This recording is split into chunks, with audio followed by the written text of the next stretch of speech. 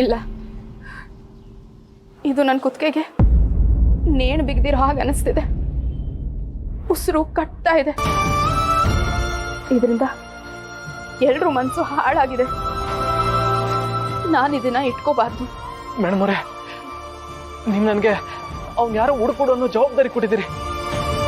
ನಿಮಗೆ ತಾಳಿನ ಕಿತ್ತಾಕ್ಬಿಟ್ರೆ ನಿಮ್ಗೆ ಅದ್ಮೇಲೆ ನಂಬಿಕೆಯಿಂದ ಹೇಳಿದ್ಕೆ ನಾನು ನ್ಯಾಯ ಒದಗಿಸ್ತಿಲ್ಲ ಅನ್ನುವಂಗಾಯ್ತದೆ. ಇನ್ನು ಅವ್ನು ಯಾರು ಅಂತ ಹುಡ್ಕೋದ್ರಲ್ಲೇ ಇದ್ದೀರಾ ಅಲ್ವಾ ನೀವು?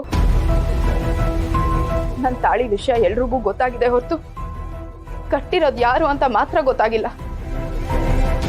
ನನಗೆ ಗೊತ್ತು ಅವನು ಯಾರು ಅಂತ ನಿಮ್ಗೆ ಹುಡ್ಕಕ್ಕಾಗಲ್ಲ ಅಂತ. ಬೇಡ, ಬಿಟ್ಬಿಡಿ. ಆದ್ರೆ ಈ ತಾಳಿ ಮಾತ್ರ ನನಗೆ ಬೇಡ. ಈ ಕೆಲಸ ನಾನು ಯಾವತ್ತೂ ಮಾಡಬೇಕಾಗಿತ್ತು. ಇಷ್ಟು ದಿನ ಇದನ್ನ ಕೊರಳಲ್ಲಿ ಇಟ್ಕೊಂಡಿದ್ದಿದ್ದೆ ನನ್ನ ದೊಡ್ಡ ತಪ್ಪು. ಈ ತಪ್ಪನ್ನ ನಾನು ಮುಂದುವರಿಸಬಾರ್ದು. ಇಲ್ಲಿಗೆ ಸಾಕು. ಈ ತಾಳಿ ಬೇಡ. ಮೇಡಮ್ರೆ, ಬೇಡ ಮೇಡಮ್ರೆ.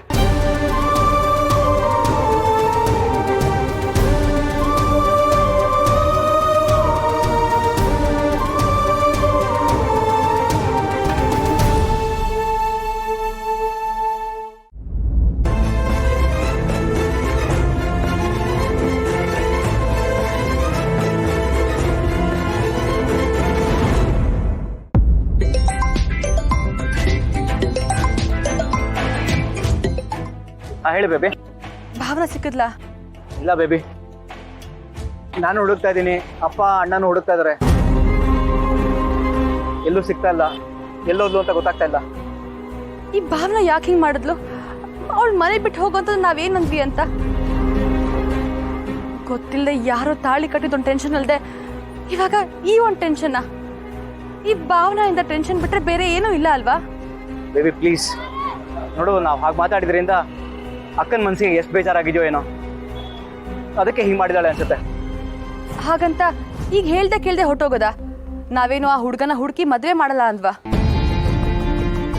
ಈಗ ಅವಳನ್ನೇ ಹುಡ್ಕೋ ಹಾಗೆ ಮಾಡಿದಾಳಲ್ಲ ಬೇಬಿ. ನೋಡು, ನೀನೇನು ಟೆನ್ಷನ್ ಮಾಡ್ಕೋಬೇಡ.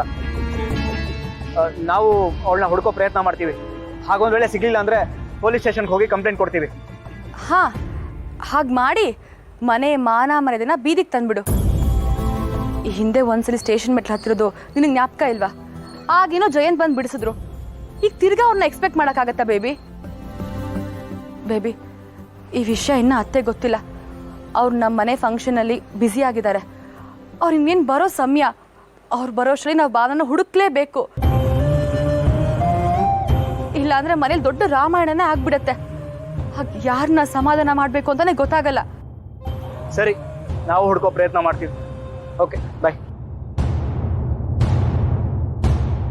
ನನ್ನ ತಮ್ಮನ ಮದುವೆ ಅಂತ ಎಷ್ಟು ಖುಷಿಯಾಗಿ ಓಡಾಡ್ತಿದ್ದೆ. ಈಗ ಖುಷಿನೇ ಹಾಳು ಮಾಡೋಂಗಿದ್ದಾಳೆ ಈ ಭಾವನ. ಅಯ್ಯೋ ದೇವರೇ, ಆದಷ್ಟು ಬೇಗ ಆ ಭಾವನ ಸಿಗೋ ಹಂಗೆ ಮಾಡಪ್ಪ. ಇಲ್ಲಾಂದ್ರೆ ಈ ಮನೇಲಿ ಅದೇನೇ ನೋಡ್ಬೇಕೋ ಏನೋ.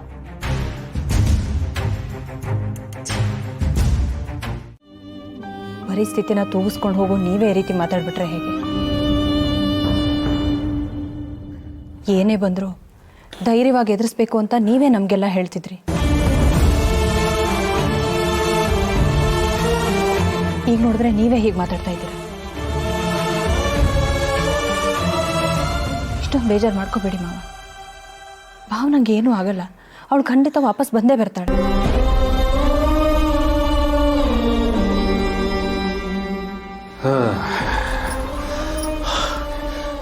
ಸಂತು, ಭಾವನನ್ ಬಗ್ಗೆ ಏನಾದರೂ ಗೊತ್ತಾಯ್ತಪ್ಪ? ಏನು ಗೊತ್ತಾಗ್ಲಿಲ್ಲ. ಗೊತ್ತಾಗಿದ್ದಿದ್ರೆ ಹೀಗೆ ಹ್ಯಾಪ್ ಮರ ಹಾಕೊಂಡು ಕೂರ್ತಿದ್ವಾ?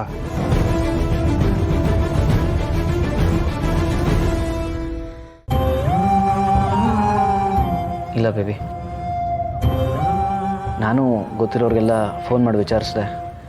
ಯಾರಿಗೂ ವಿಚಾರನೇ ಗೊತ್ತಿಲ್ಲ.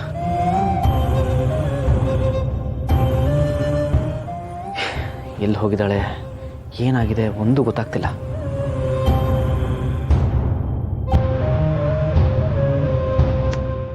ಅವಳು ಬರಲಿ, ಅವಳಿಗಿದೆ ಮಾರಿ ಹಬ್ಬ.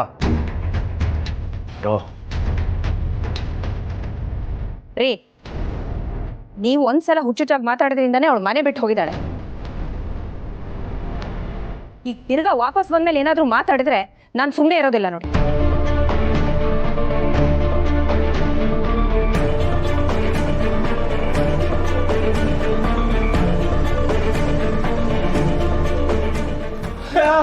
ವೆಂಕಿ ಭಾವನ ಅಕ್ಕ ಸಿಕ್ಕಿದ್ರಾ?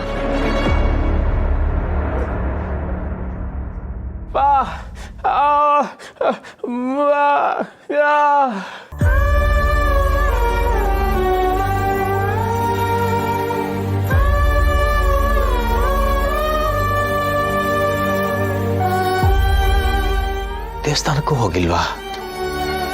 ಹಾಗಾದ್ರೆ ಇವಳಿಗೆ ನೆಲ್ಲಿ ಹೋಗಿದ್ದಾಳೆ? ಏನಾದ್ರೂ ಭಾವನಂಗೆ ಹೆಚ್ಚು ಕಮ್ಮಿ ಆಗಿರಲ್ಲ, ಹೆಚ್ಚು ಕಡಿಮೆ ಮಾಡ್ಕೊಳಕ್ ಹೋಗಿರ್ತಾಳ ಅಷ್ಟೇ. ಸಂತು,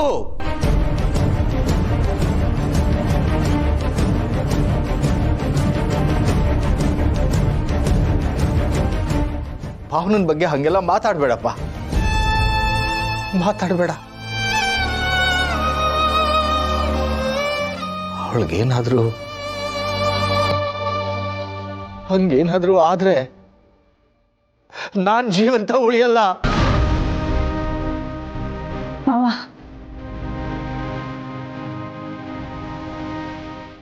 ಅಪ್ಪ, ಮಾವ, ಯಾಕೆ ಮಾವ ನೀವು ಏನೇನೋ ಮಾತಾಡ್ತೀರಾ? ಭಾವ ನಂಗೆ ಆ ರೀತಿಯೆಲ್ಲ ಏನೂ ಆಗಿ